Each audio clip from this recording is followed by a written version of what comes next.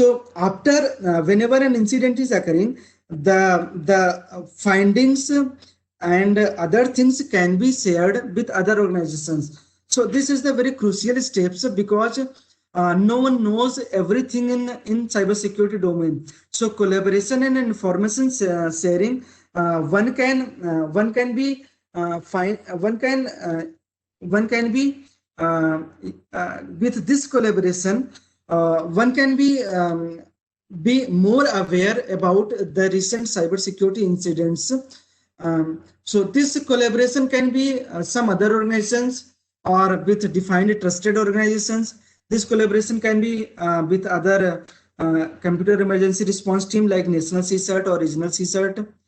And one can also collaborate with other teams which are actively providing some informations, like shadow servers, which provides open feed regarding the vulnerabilities and botnet. The team Cymru provides the open feed for the threat intels. Honeypot projects, they provide some latest information about the recent malware attacks.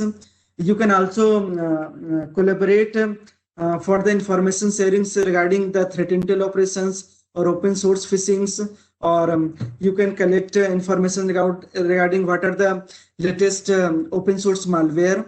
So these kind of information you can collect for awareness purpose, and from those informations you can apply appropriate things in your organizations. You can also participate in global takedown processes. Means if malware is propagating in large scale, then you can help some takedown agencies in global takedown processes. You can also help and promoting best practices that can be applicable either within your organization or with can assist to other organizations. Making awareness of cybersecurity and recent attacks, making awareness of vulnerabilities, and you can also participate in cybersecurity exercises. So from the concept of CSIRT team, Indian government also has established Indian Computer Emergency Response Team that work as a nodal agencies for responding the computer security incident as and whenever they occur. So the purpose of this team is like in the cybersecurity domain, the collection, analysis, and dissemination of information on cybersecurity incidents, forecast and alert of cybersecurity incidents, emergency measures for handling cybersecurity incidents, coordination of cyber incident response activities, issuing guidelines, advisories, vulnerability notes, and white papers related to information cyber security practices, and any other functions related to cyber security if time to time whenever it comes.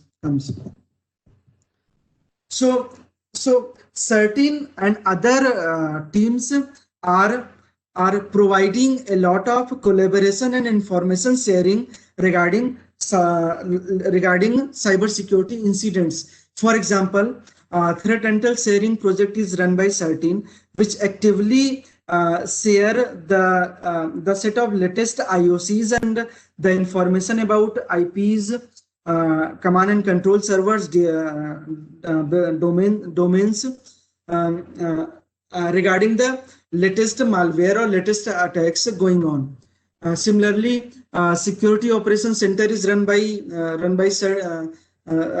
is a project run by CERT-In. Honeypot project run by CDEC. Cyber Swachhata Kendra run by CERT-In, which actively notify to its user regarding vulnerability and botnet.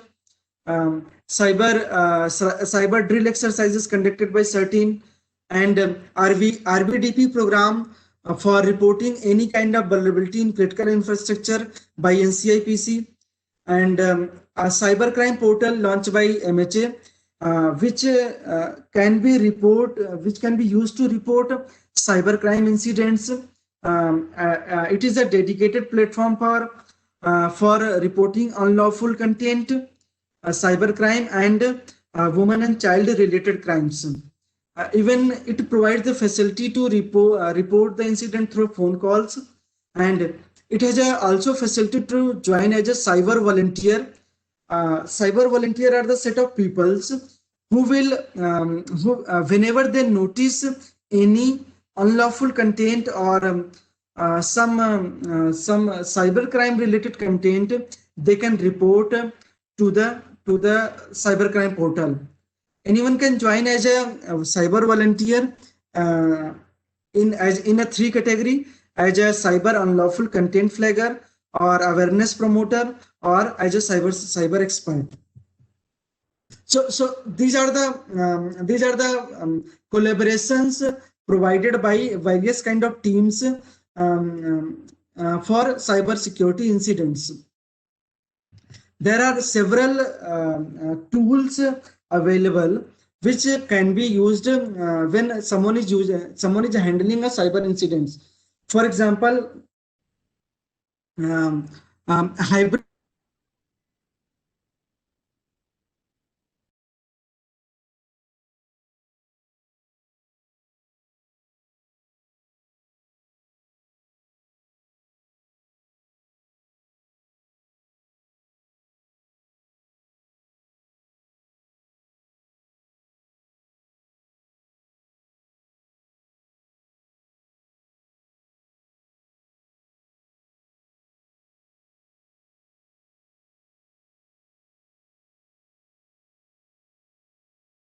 where one can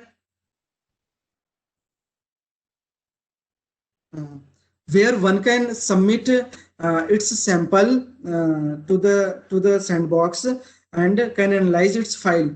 Similarly, VirusTotal, this is the website where one can analyze hashes of the file or domain IPs and can take out the informations regarding its behavior. Similarly, if you have an email header, you can analyze this header from MX Toolbox. You can also know about the latest defacements of the website from the Zonech. For Whois record and DNS queries, you can perform DNS queries from Central Loops and Whois domain tools. Similarly, you can also know about latest malware domains which are actively involved from malware domain list. For analysis purposes, for image creation, various kind of tools are available like Access Data TK Imager, Bitscott, Get Data Forensic Imager, GuiMeasure, MagnetAcquire. So these are the tools that can be used for image creations. TK Imager is a powerful source, powerful tools to create and view the image of the hard drive. For memory analysis, one can use Volatility, a command line tool, Kentilist, Evolve, and Voldiff tools. For incident response, one can use Belka Evidence, CERT Kit, Cyber Triage, and Digital Forensic Framework. For network analysis, one can use Wireshark, Network Miner, Nmap, and Nessus. You can find out the complete list of the incident from the website GB Hackers from the URL provided. Here, for different purposes, for different set of tasks, all the list of tools have been provided. Now, for example, one incident happening like your organization got a mail, this mail has been received by someone. It is written in Hindi, that third-party verification, and a file is attached where you have to download and have to verify that your ITR has been filled correctly or not. If you think that this can be suspicious, then the initial approach will be the whatever suspicious file you are getting, you should not download it. But if you want to download, if you want to analyze it, then you can download it at some virtual environment, and you can analyze it. For example, the basic level of the first level of analysis is we can calculate its MD5 hash or hash of this file, and can verify that whether this file is genuine or not. Can verify that we can verify whether it is genuine or not using some open source tool, and can verify that whether this file is, what is the behavior of this file. From this initial observation, we can get the idea that this file is malicious or not, and can advise within our network that we are receiving such kind of phishing mail or such kind of malicious mail. For example, if we submit this this hash file to the Chrome, then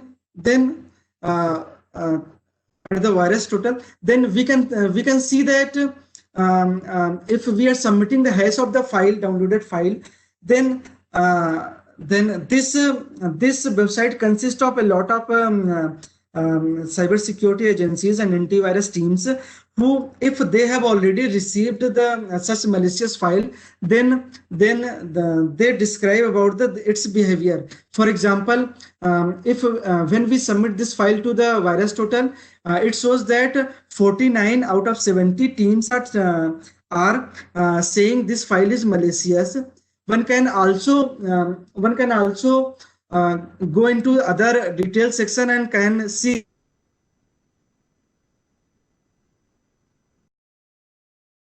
traffic to this IP, IP, and performing communication with this.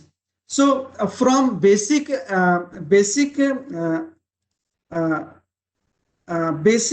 just from hash file, one can get idea about maliciousness of the files. So if you want to handle this phishing incident, then at the first stage you can analyze that whether mail we are receiving, whether this file or mail, whether this file or mail is malicious or not.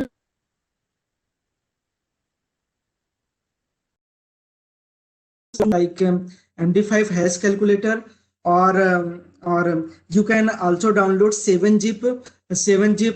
From 7-zips you can calculate the hash of the file and can submit to the different search engines. And if you confirm that this file is malicious or received mail is malicious, then you can send this mail, or you can communicate with your CISA team for removal or suspension of such mails. The CISA team can alert all the employees who are getting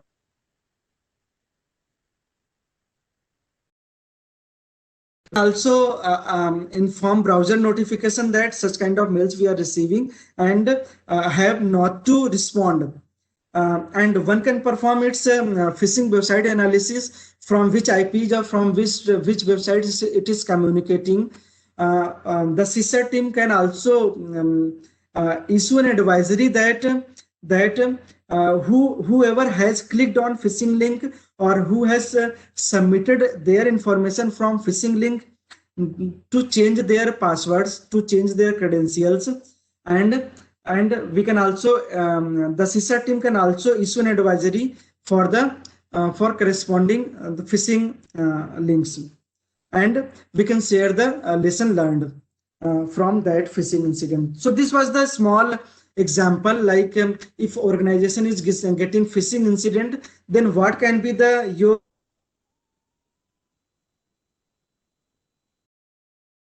like you can if you want to establish a CSIR team, then a step by step guide is available over the Science.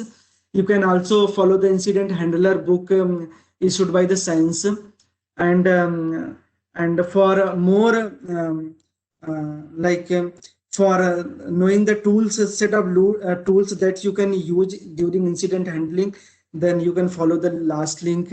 And for setting up CSERT, you can also follow the slides of Adli Wahid, like how you can establish a CSERT team, like that.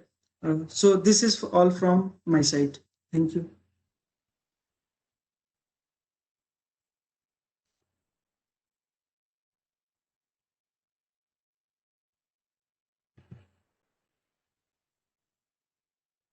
Okay, Naresh,